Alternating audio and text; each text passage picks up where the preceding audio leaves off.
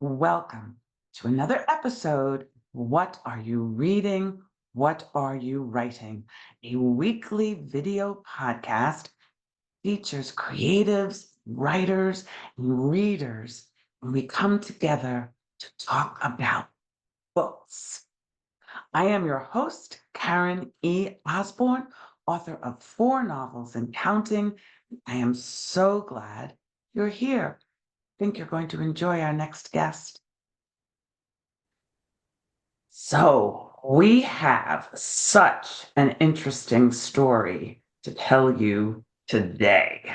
And you're going to be so glad that you tuned in today. It's W.C. Young, but his name is Will. Meet Will. Hey, Will.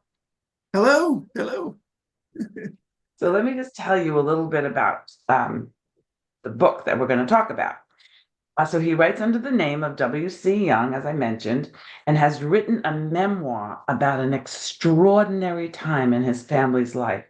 And it's called, just listen to this title, The Unlikely Felon, a memoir of ambition, elder care, and jail.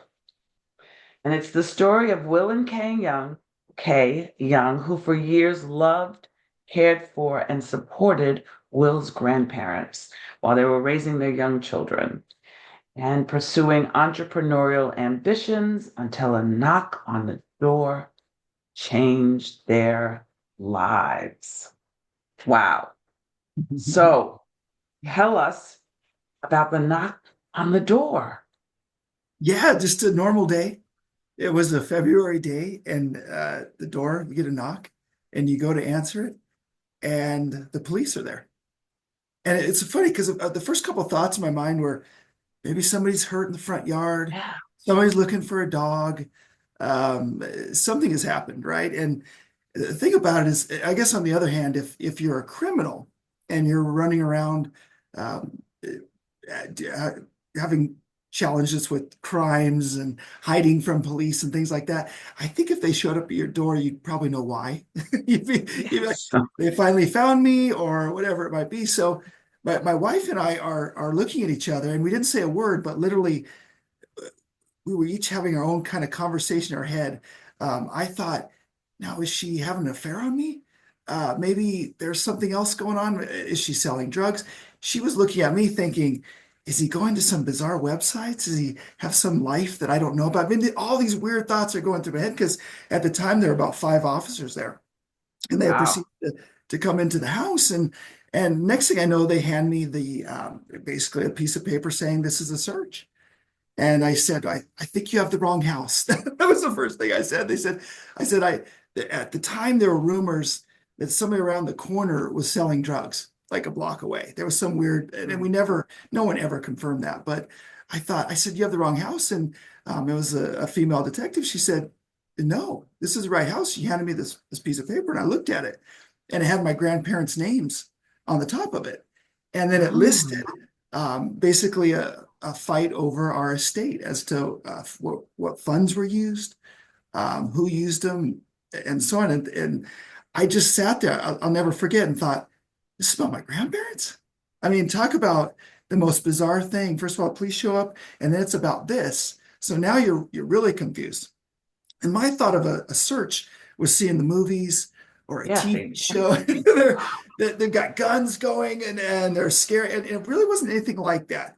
But I noticed right away they were searching through the house. They had us sit in the front in our living room, and they basically gave us a couple options. They said, you guys can stay here and you've got to sit here and not talk, or you can leave and you can't come back. And so as I'm looking at that, I say, well, first of all, I'm not going to leave my wife because I don't even know really what this is about. I see my grandparents' names, but I don't know what this is about.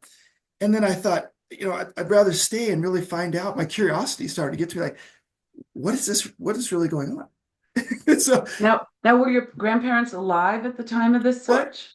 at the time, my grandfather had passed away about 4 months, maybe 4 or 5 months before. My Mhm. grandmother was still alive. Okay. And you were no longer caring for her. No, she was in assisted living. Because it's 11. Okay. So then What happened? So we're sitting there, and these detectives, they're going through the house, they're boxing up computers we had, they're boxing up things, they're looking through stuff, and I asked the detective because I'm thinking I did nothing wrong, so I said, "What do you guys need? I'll give you whatever you want." Whatever you want. I'm an open book, and they wouldn't answer me. They wouldn't answer me. Well, come to find out, what had happened is a lot of the people involved in this investigation had said that we were running criminal or businesses that were criminal operations. We were all stealing from old people, elderly people, just really bizarre stuff. And they didn't know really what they were looking for. They were almost trying to find other crimes in this situation. And I could see it on Mm, their faces. And I was very, and they were probably looking at me going, why are you being so kind and working with us on this when we think you're a criminal? So, yeah. Some yeah, some big mastermind. exactly. That's how I was painted, as this criminal Wow. mastermind. So then, okay, so they do all of that. Did they arrest you? No, and I even said that. I said, are you going to arrest us? And she said, no. And I said, well, what's going to happen? And she said, as they were leaving, she said, why don't we set up a time for an appointment and have you come down and talk to us? And I thought, now this is really weird, because you just went searching through my house, and now we're going to have an appointment, almost like we were going to do a lunch date. Yeah. It was this Yeah. really bizarre tone shift. And I Did think you it goes bring a back. lawyer? Did you bring Yeah, a lawyer? yeah. Well, I never had that meeting. Never did have that Oh, meeting. That's another one. So I actually called during the process. I thought, we've all seen the movies, and what does everybody ask for? A lawyer. So, and I had lawyers in business and all kinds of things, and so I called my business lawyer. They let me make a call to him, and his name was Jeff. God love him. He's passed away since this happened, but amazing gentleman. And we had done business deals together for probably 20 years before that. And he answers the phone. He's like, "Oh, hi, Will, how you doing?" And I said, "Jeff, just let me talk." And he's like, "What's going on?" I said, "The police are at my house, and they're doing some sort of search, and it deals with my grandparents." And he's like, "Are you serious?" And I said, "Yeah." And he was, he really tried to calm me down. He said, "Listen, don't say anything to him." He started going into the legal side of everything. And he said, "I know a very good criminal defense attorney, and this is what this sounds like for sure." And God love him. He really calmed me down, because they were in a house for, gosh, probably 6 hours. I want to say something like that. so jump forward Hmm. and what did this ended up really being about? Well, they did an investigation for about 18 months, and Wow. they looked at all they interviewed people, they talked to people, they did whatever they needed to do for their investigation. And then they brought charges against us it was actually one count of theft is what it was. Part of what they were doing too in the search is they were trying to build up charges, what they call Trump charges. And so they try to build those charges up so that people will plead to lower Mm. situations. And the county that we were dealing with had about a 98% conviction rate. I mean, it's very, they have the system down. And this is obviously a conversation about our legal system, but I have my own views now that have changed greatly about what happens in our legal system. But we ended up going back and forth. We had great attorneys. My defense attorney was about a 36-year veteran. My wife's was about a 30-year veteran. They were fantastic, and they really Oh, helped so us through the process. you both had separate Yeah, attorneys. you have to do So that. was she charged as well? She was. We both were. Yeah. Oh my gosh. And you have to do separate attorneys. You can't have the same attorney. So we went through a process, and we were going to fight it. We were going to go to court. And then we started looking at all the things that had happened. And by some of the rules of the law, when it came to the situation, we didn't get permission to use some of the estate money that we used. My grandparents had given me permission. Part of this too is, as they were declining, their dementia was getting worse. And so anything we had talked about was not going to be allowed in court, because they were now unable to testify. Because you got to remember, this is 5 years later, 2 years after the search almost, and 4 years after a lot of things had been Mm. talked about and agreed to. So yeah, it was one of those things where and I always just hear people say, "Hey, if you're innocent, you go all the way, and you take this to court." But there were so many issues. Also, the media was involved. There was all kinds of media. And my attorney flat told me, he said, if you lose, you're going to go to prison. And that scared me. You know, I had a Yeah. wife and children, and even they said my wife could go to prison. And so you start thinking about things a lot differently than in the movies when everybody fights against everything and tries to win. But we ended up going and plead bargain, and I received about 6 months in what they call work release jail, which is where you go to work during the day and you spend your evenings at jail. It's very bizarre. I'd never heard of this. My life of crime had been some speeding tickets, and I got an open container for alcohol in college. That was it. So I didn't know anything about this stuff, and I ended up doing 85 days because of what they call good behavior. So you get your time reduced. Again, I knew nothing about the system. My wife, however, was very interesting. The judge was very, I always appreciate this. He knew this case was very, it could go either way, and there were a lot of different variables in it. And so he allowed her to stay home for Christmas with the kids, and then she spent 7 days in jail.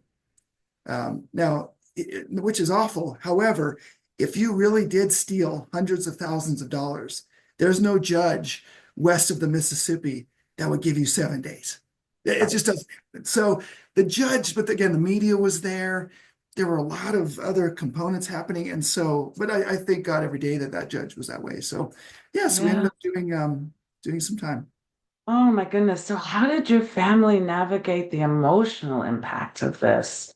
This must have taken such a toll over so many years on the kids, on your wife, on you. How did you guys handle that emotional trauma? Yeah, it's the lucky thing, I don't know what you want to call it, the God graceful thing is that my kids were young. They were 5 and 2 at the time, so they didn't know what was going on, thank goodness. But initially, I tell you, I had thoughts of suicide as they were going through the whole investigation process. And you got to think about for a minute, everything I'd built for 20 years.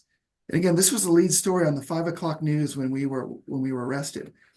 Everything I built for 20 years was over. I had lost friends that I thought were friends.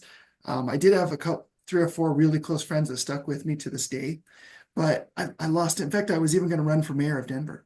I was putting together a plan. We had raised money. I had a company that did political consulting. So to say this was a bump in the road was more of a the Yeah, this road was was a gone. cave. This was It was a whole, caved in. It was, what do they call it? A sinkhole. yes, there you go. Sinkhole The in biggest the one you road. could ever imagine. Yeah. And so it was devastating. And I felt guilty that my wife was involved because she was their primary caregiver, even more than myself. And she had been caught in this, and you're just devastated. It's Yeah. amazing. So how are you guys doing now? Oh, it's been gosh, what's it been almost 11 years. Hard to believe it. It took me probably 5 years before I could not break down crying talking about it. Those first 5 years, and now I look back in so many different ways. I think God it can whisper to you or touch you on the shoulder when you need a change in life. He took a wrecking ball and went through my living room and through my front door, literally. It started with a knock, but it was literally a wrecking ball. And since then, I've become such a better father, a better husband, a better person. I think before this happened, all my goals were business. I want to get wealthy. Obviously, I want to be a leader in the community, which I was, and I want to make a difference, but I wasn't doing it for the right reasons. I think I was doing it for me. And now every day I treasure, I'm very grateful. Now I've gone through a lot of therapy, meditation, Good, self-development, good, a lot of good. things that you go through in this process, but I am such a different person. I'm so grateful for who I am today, for sure. That's inspiring. So, why write about it though? What were you hoping? What was that a monetary goal, to try and make you whole? Was it something you were trying to let your readers experience? Tell me why you decided to write. Yeah, it's a great question. I broke all the rules, I think, of writing. And I know Karen, you've written several books, and you know how this goes, but I wrote for therapy. Was probably, which Yeah. you're never supposed to do. Yeah, it's good, Don't say that. Lots of us do that. Lots of us do that. Well, we're breaking the code. No, but you know what I mean? And also I wanted to tell the story from our viewpoint so that I knew someday my kids would read it, maybe someday my grandchildren, my friends, in my community, because I never got to tell my story. And they Yeah. probably looked at me and said, you pled guilty, you must be guilty. And I said, yeah, I was guilty of certain things, but not what you think. Not Um, malice. exactly. No intent, no malice, Right. no nothing like that. Yeah. So and it took me several years. It took me, gosh, 7 years to write the book, off and on, and around other things. And it was a journey. It was a journey literally from somebody who I think was living a life that wasn't for them to a person who now lives a life that's calm and kind and fun and full of abundance and love. And so that's why I wrote the book. Yeah. And what do you hope your audience will get from it? Like, why should somebody read it? I think there's two or three different groups. I think there are people out there like me who are kind of trapped in this world of I've got to be successful, I have to make money, or even I look at a lot of the younger generation. I have to be an influencer, I have to be famous, I have to, and to a certain degree, I think we try to accomplish it at all costs. And I want them to be able to read this story and say, maybe there's a better way to do this. I think if you look at the statistics, maybe 15 million people are going to be caregivers. Not 15 million new people are going to be caregivers in the next 10 or 15 years because of our aging Wow. population. And I didn't get things signed. I didn't use lawyers properly. I did things on a handshake and an email. You can't do that. I'm not a lawyer. I'm not giving legal advice. I don't go when I do talks. I don't give legal advice, but I tell people make sure everything's buttoned up, and especially before your parents or grandparents, they can't testify. The dementia, all those issues, they're not going to be able to say, hey, by the way, Will and I over a beer 10 years ago, I told him ABC. Yeah. That's not going to work. That's not going to fly. Got to all be in writing and formalized. And well, Exactly. this is very good advice. I'm 76. This is very good advice. So kind.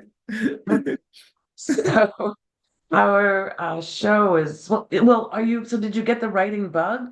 Did you decide to write something else? Are you working on something Yeah, else? actually, I'm working on I'm calling it a comeback planner, but it's basically a goal planner, a journal based on my journey. And I've developed it so that somebody who's going through some sort of rough time like this, not necessarily jail, but financial ruin, divorce, loss of a child or a partner, Mm. elderly care, whatever trauma they're dealing with, I've written some. It'll actually come out in January about this. So as a next step. Yeah, what's the name of it? It's just going to become, it's called the Comeback Builder. Comeback Builder. Yep. Cool. And it comes out in January. Yes. Yeah. Roughly it'll be January. Okay, so be sure to send me a JPEG of the cover and the pub Oh, date, absolutely. and I'll put it out there with our and remind them to go back and watch this. I appreciate it. So we are, what are you reading? What are you writing? So now the new calm, kind person. What are you reading these days? Are you reading thrillers and No, murders? no. What are you reading? I don't read much fiction. I probably should read more because life's probably too serious. But no, I'm a big self-development. In fact, right now, if you're familiar with Arthur Brooks, he wrote a book with Oprah, but he has one now called Strength to Strength. And it's fantastic. It's about after 50 years old, how your brain works and how your learning and your ability to whatever you've been successful in business, your brain is changing. And this is a book about how do you make that shift and not live on yesterday's glories, but how do you become over 50? I'm 53, but how do you become over 55, 60, 65, excuse me, develop this life that is different than when you were 40, 30, or 20? Fantastic book. Fantastic. Strength to strength. Yes, Arthur Brooks. Yeah. Arthur Brooks. Okay. Well, thank you. Thank you. Well, this has been a really interesting conversation. I hope that you guys are intrigued and that you will go to Will's book, W.C. Young, and I'll reread the amazing title, The Unlikely Felon, a memoir of ambition, elder care, and jail. And it's a great book for Gen Xers like yourself too, who are taking care of elderly parents. A lot of them are. So thank you for that. And how can they be in touch with you? How can they find you, find information about your book, about your new planner coming out? Yeah, the website is unlikelyfelon.com. And then, of course, the book's available on Amazon, and lots of good reviews from people from all over the country that have reviewed it and said this is good stuff. So, well, tragic story, but don't anybody repeat it. But good stuff. So thank you so much for having me on, Karen. You keep up the great work. You're doing great stuff. Thank you. I'm delighted. And I hope all of you will follow Will, that you'll go and look him up and you'll buy the book and you'll look for his new book. I hope that you are already following me on YouTube and my author page and Instagram and all those other places. Until next time, next Tuesday, this, I hope I'll see you then on What Are You Reading? What Are You Writing? Have a great, great week, everybody. Bye bye.